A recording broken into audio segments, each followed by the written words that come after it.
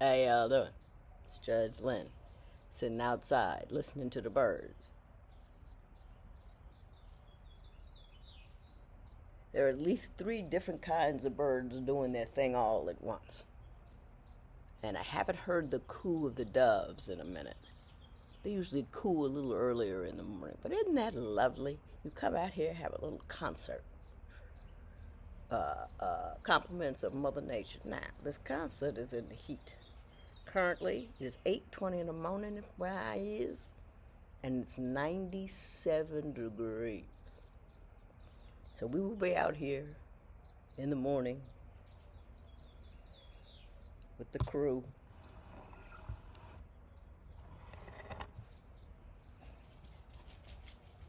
Look at that.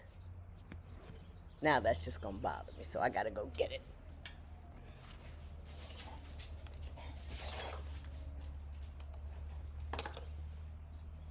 Sorry. Hey. But anyway, first of all, I want to congratulate myself. I finally got it together. I finally figured out how to ask for you, give you a way to ask me questions.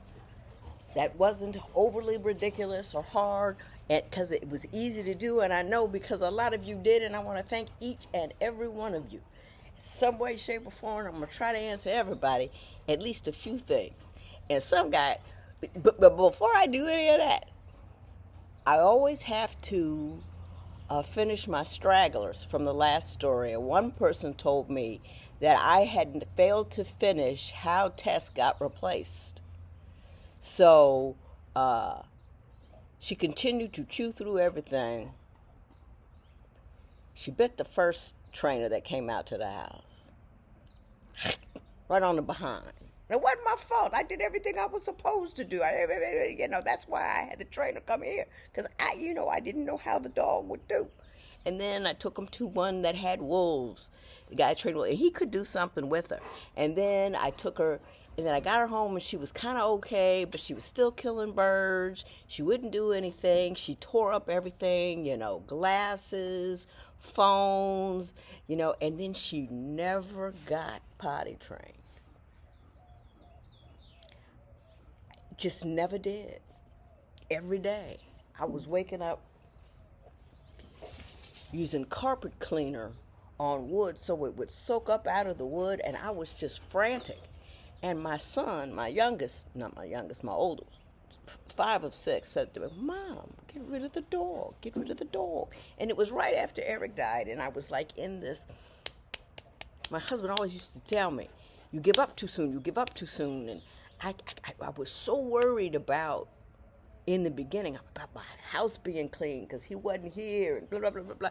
And I said, I don't want to give up too soon. And it's a dog and it's a rescue. And I know I've downloaded great swaths of crazy on her because I'm crying and wailing and doing all that kind of stuff. And that couldn't have been helpful for the dog's psyche.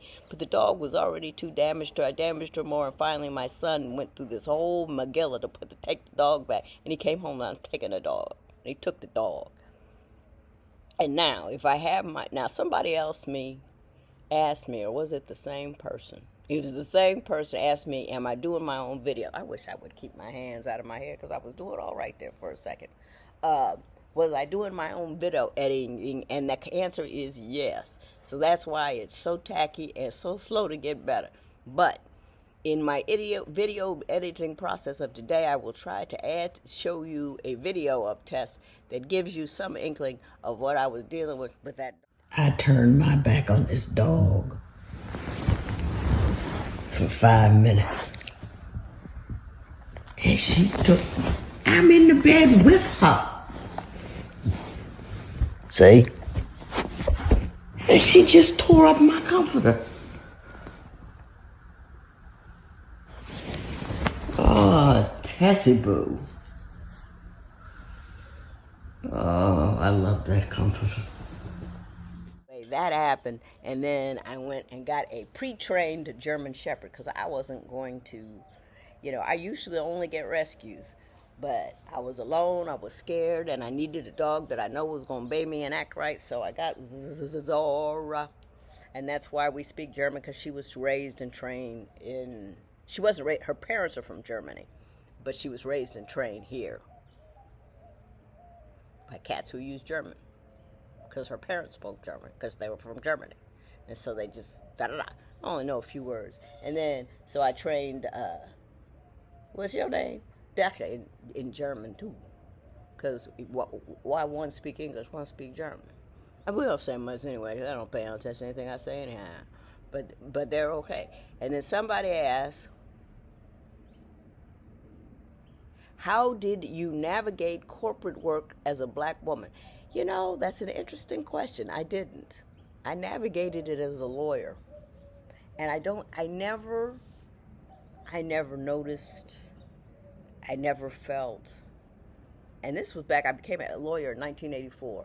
I never felt, now I was this was a law firm that was started in the late 1880s, I think. And I never had a black woman lawyer there before. They didn't even have any black female secretaries. They had like 3 or 4 brothers. But I was the first black woman there. And it didn't bother me at all because I've spent all my life out of place. And so whatever negativity or concerns or microaggressions I might have felt, I didn't, because I just spent all my life out of place. And like when I went to Harvard, that was the blackest environment I'd been in. I couldn't believe all the black people that were there. But then I was raised in this little section. Oh, it's a long, long story, but it's a very long story. I'll tell you another day. But I've always been out of place. All my life, I've always been out of place, either because something wild was going on at the crib, or we were a small enclave of black professionals surrounded by lower middle class whites who we went to school with, which is an issue there. Then we went to an independent school. You know, but it never struck me, and this was in the 60s, as a problem. Because I think I had such big problems at home, because Dad was really mercurial. Someone said mercurial was a good word to do. So mercurial was like mercury. It's just you don't know what it's going to do. He could do this, he could do that, he could do the other thing. But he was a wild man, brilliant, and loved his family. He didn't say, "Hey God, make me mentally ill because I want to torment these people." He got what he got. He got 5'2", born in 1919, and did some good work with it. So anyhow, I don't know, but it wasn't ever an issue for me whether or not I have ever been discriminated against at the law firm. I don't know. The one thing I do know that happened was in the second law firm that I went to. I stopped at the law firm, went to another law firm, because that law firm was really big, and I knew I was never going to get into trial, so I went to a satellite office of, again, a large law firm. But it was a satellite office, so there were less attorneys there, so I'd be more likely to actually go to trial. And I was able to go to trial a few times, and the one thing that let me know that I wasn't treated less than, the only person that ever treated me less than, actually, at that law firm was a brother. He would call me by my first name and called all the other attorneys, even the ones that were junior, Mr. or Miss. And I never said anything to him about it, but it really bothered me. But anyhow, the one thing that happened at that firm where I know, because I know I wasn't, it was a guy who was senior to me, Al, he was an associate. And he had this case that was, of some significance. And the partner that was overseeing it pulled me in his office, who had nothing to do with the case at all, and the other guy, who was senior to me, and said, "I hate to do this to you, Bob." Bob was not his name, but I'm just using his name because I looked him up. He's still alive. Uh, I hate to do this to you, Bob, but I've seen Lynn at trial. She has seated juries. She can win. She knows what she's doing. You're gonna have to bring her up to speed, and you will have to sit second chair, and she will lead and take this case to trial. And he was a white guy. Everybody was white. Because at that law firm, I was also the first black woman they had, and it was a law firm from the 1800s, too. Uh, so I don't believe I suffered any negative consequences. May have not, I don't know. But I did what I was supposed to do. And I was so other focused, you know what I mean? I'm not worried about the law and the case. I'm worried about driving to work. You know what I mean? It's it's just weird being me. You know, somebody asked me if I've got any new books or if I'm offering mentorships. Now I have 3 books. One is Making Marriage Work. One is My Mother's Rules. The other one's Dear Sonali. Making Marriage Work is about what it says it is. Making relationships work. Number 2 is My Mother's Rules. It's about our emotional journey. When I was a sitting judge in Cleveland Heights, Ohio, I decided that we were on the verge of an emotional meltdown of some magnitude. I had no idea that we would end up with all the Karens and craziness we have going today, but I kind of did see emotions peeling away from facts and then just growing in a petri dish of discontent and change. It's just been hard. So, you know, I'm sitting like this because I now think my belly and my boobs look too big, and so I'm hiding them.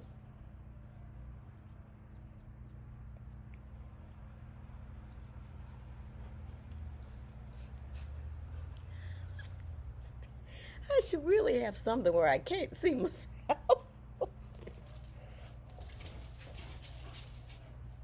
But anyway, so those books. Am I writing another one? Yeah, I'm always writing another one. I've got 3 novels, I think, that are 3/4 done. I'm really close on this one, so I think I'm gonna go do that.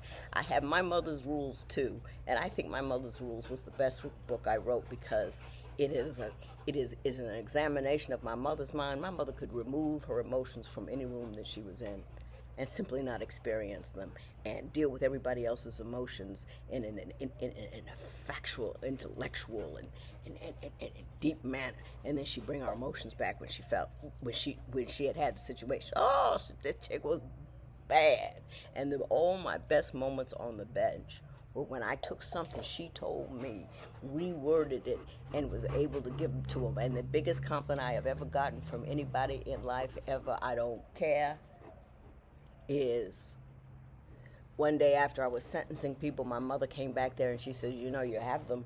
And I said, "What do I have?" And she says, "You have your second set of eyes." And I knew exactly what she was talking about. I have, when you only have one set of emotional eyes, you're dealing with your emotions while you're dealing with other people's emotions. I have a second set of emotional eyes that are detached. And if you have that, you can take your emotionality out of it and wander around somebody else's emotionality. And when you can wander around somebody else's emotionality and figure out what it is, you can figure out how to get explain things to men. And, you know, it's the feelings often are more important than facts. You know how they do, you know, I hate this politician's policies, blah, blah, blah. And she goes, well, actually, it was the other person. But it doesn't change the hate. The facts don't change. They are inculcated. But that's a whole other silo situation. I am never wearing this top again. Wanda wanted to know, how do you redirect your anxiety and stay active when you're having a bad day? I often stay in bed and it's getting to the point of me getting too comfortable doing that and I'm not being active. When I'm having anxiety, which is pretty much all the time, I'm better than I used to be. In bed is the worst place for me to be. The idle mind is my, it's awful. I get up and I move. If I'm so anxious that I can't deal, what I'll do is, I did this a couple times after Eric passed. I just went in the kitchen. I took out all the dishes and everything, so I was obligated to spend time cleaning it because, you know, anxiety will beat you to death if it's got oxygen. But you deprive it of oxygen when your brain is thinking about other things. It's like, I remember this one time I was in Dallas, Texas, and my sister had had a stroke, so she didn't remember nothing. She didn't know where her office was. She didn't know who the president was. She didn't know nothing. So I flew down there, and then ERGOT, the what do you call it? The electrical utility system. Even though in 2013 they warned them, it's not going to withstand a cold snap. They didn't pay attention. All the electricity went out in Dallas. And so I'm in there, it's snowing, I'm ill-dressed, I'm running in the streets I'm trying to find hotel rooms. We can stay 2 days here and 2 days there. My sister wasn't much help because she was all stroked out. She couldn't remember nothing. And it was just, where is your office? I don't know. And it was just thing after thing. I had 3 speeches that I was student, but I had no electricity. So I called a woman that I met on an airplane that was nice to me one day. We drove out to her, and I never worried.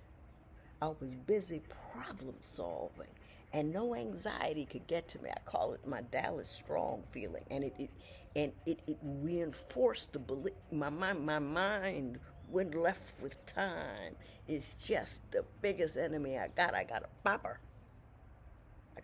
That's why I do Big Boy. That's why I got some stupid things I've done. I'll show them to you. Stupid tax, huge stupid tax. But in one way it was, and in one way it nothing. As long as my mind is busy, it can't beat me to death with the problems it's trying to create. You know what I mean? It's trying to get my vision, my perception off. I got all these molehills my mind is trying to make into mountains. Can't do it if I'm working. I got excited about that, didn't I? I got my mean face on. But I hate anxiety. It's just been at me all my life, and now I'm just hot about it. And I do things. I worked on a treadmill. I work hard, and all of those projects are to keep my mind busy. Now I can read again, thank the Lord. When Eric first left, couldn't do it. Couldn't read. Get fascinated by something. Yesterday, I got fascinated by shipwrecks. Look up the shipwreck of the Morro Castle, M-O-R-O Castle. Fascinating. Ended up with a, psychopathic serial killer kind of thing. You would never believe. Oh my goodness gracious. But then the structure of the boats and how they changed the ship depending on oil, and then the icebreaker nose, and when the Androdoria and the Stockholm, and then there was a chick that was on 3 different